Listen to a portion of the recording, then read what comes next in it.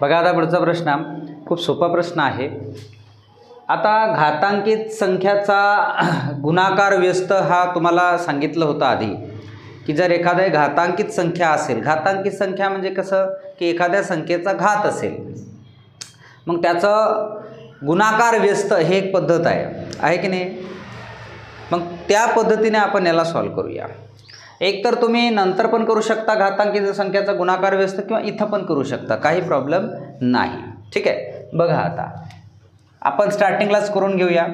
आता याचा गुणाकार व्यस्त जर केलं तर ही संख्या जशीची तशी राहते, चिन्ह बदलतात.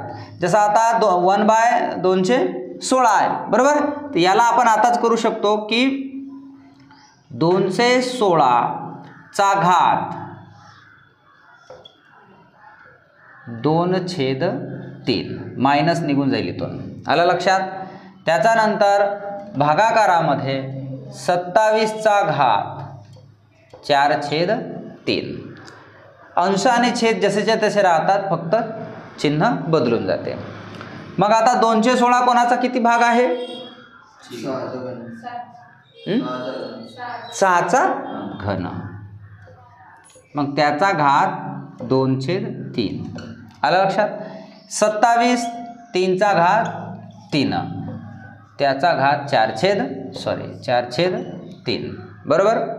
मग आता 6चा घात 3 गुणिला 2/3 भागाकारामध्ये 3चा घात 3 गुणिला 4/3.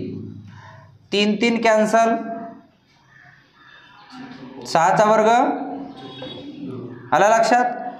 आणि 3 कॅन्सल, 3चा घात 4.